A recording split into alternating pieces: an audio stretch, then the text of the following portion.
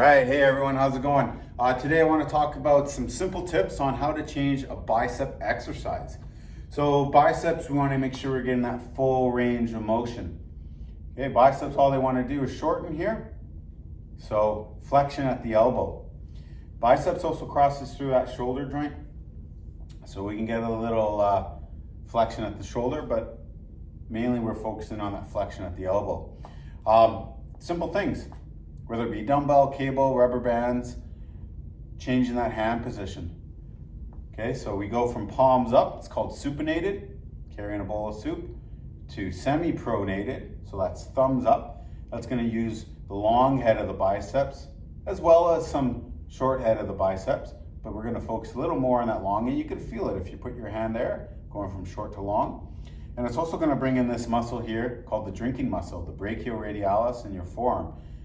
So instead of mainly forearm flexors and then a little brachii, that changes the percentages to a lot of brachii and not much forearm flexors. Okay, so those are simple changes, and then we can go even palms down. It's going to work those extensors and a little brachii, still biceps. So it makes it a little more challenging. Beyond that, simple changes are going to be what apparatus we're using. So dumbbells, the way dumbbells work, the physics of it is when the dumbbell is furthest away from the joint that's moving is the hardest point of resistance. So right here, it's at 90 degrees. If I lay back on a bench and my arms go down here, that's going to change where that the most difficult point of resistance is going to be at the bottom. It's also going to stretch that bicep all the way out to its longest range of motion here. So we're going to recruit more fibers by being back like this.